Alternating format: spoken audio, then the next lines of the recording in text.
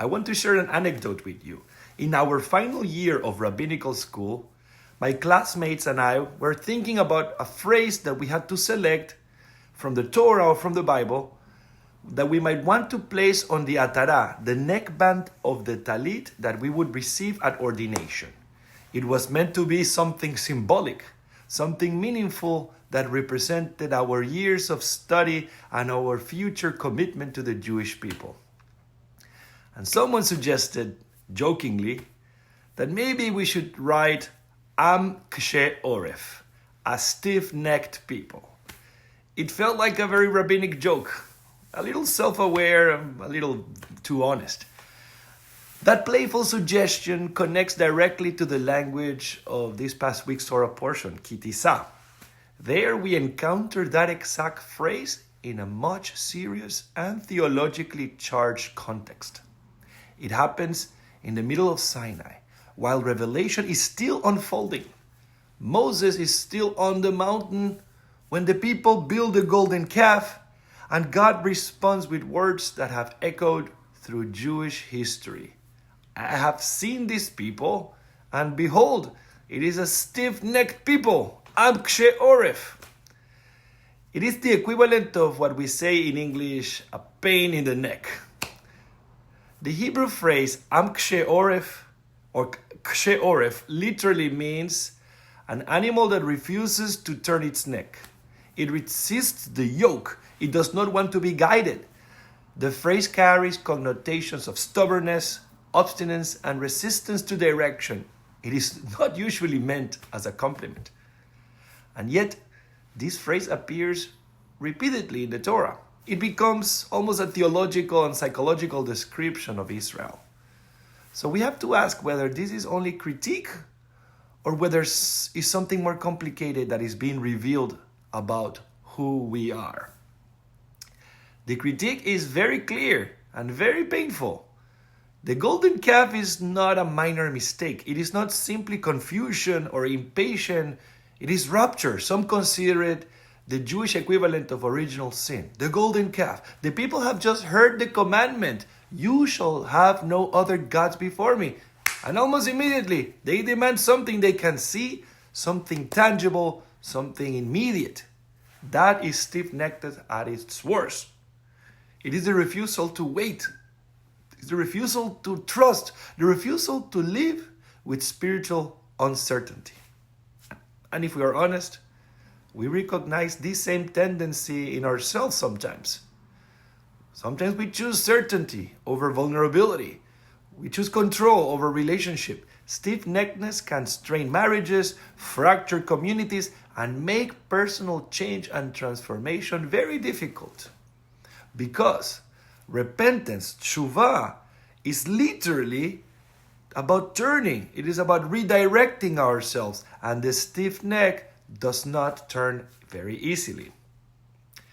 Yet, later in the same story, something remarkable happens. Moses takes the same language and turns it into a prayer. He says to God, go in our midst and forgive us. Ki am kshe oref. Ki, we are a stiff-necked people. That small word, ki, can be translated in different ways, and the commentators hear different theological possibilities in it.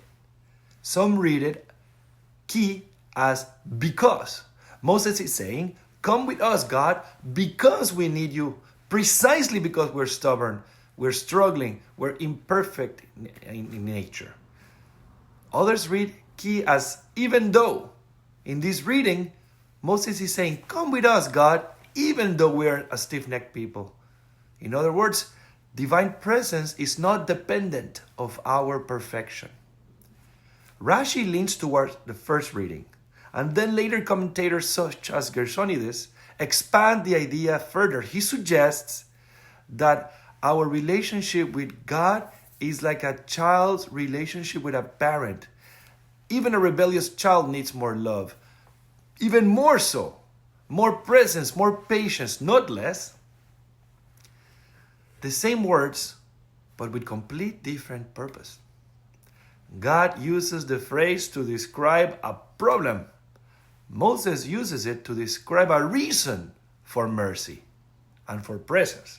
Moses understands something profound about covenant. The problem is not that the people have strong will. The question is where that will is directed. The same stubbornness that can resist relationship can also protect relationships. Rabbinic tradition often wrestles with this tension. The Talmud teaches that every person is born with both a Yetzer Hara and a Yetzer Tov, an inclination towards self-interest and an inclination toward goodness. Stiff-neckedness can become the Yetzer Hara of stubborn ego, but it can also become the Yetzer Tov of moral courage. If we were not stiff-necked, would we still be here? Through exile and dispersion, through persecution and displacement, through history's repeated attempts to erase Jewish life, Jewish survival itself suggests that there is something protective in this stubbornness.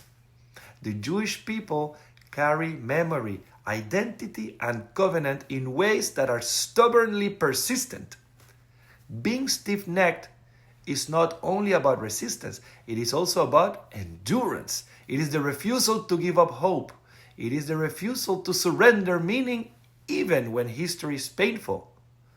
Sometimes faith itself requires holy stubbornness, the determination to keep learning Torah, to keep gathering in community, and to keep praying even when faith feels complicated.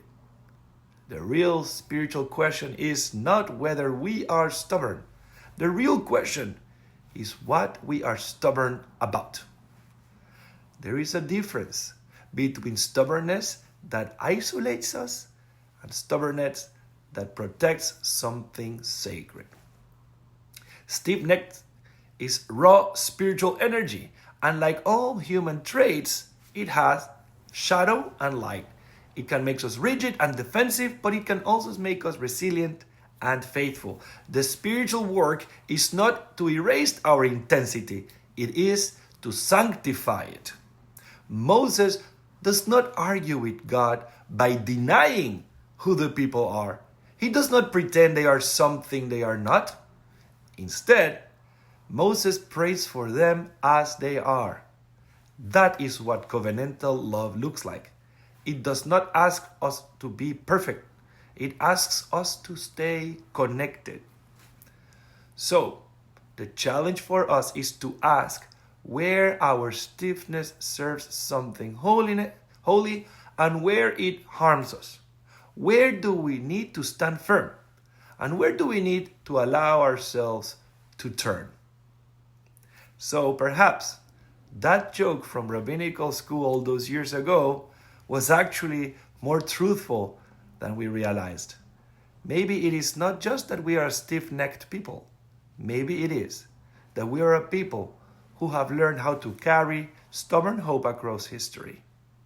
We are the Jewish people, still stubborn, still here, and still learning how to turn toward God and toward one another.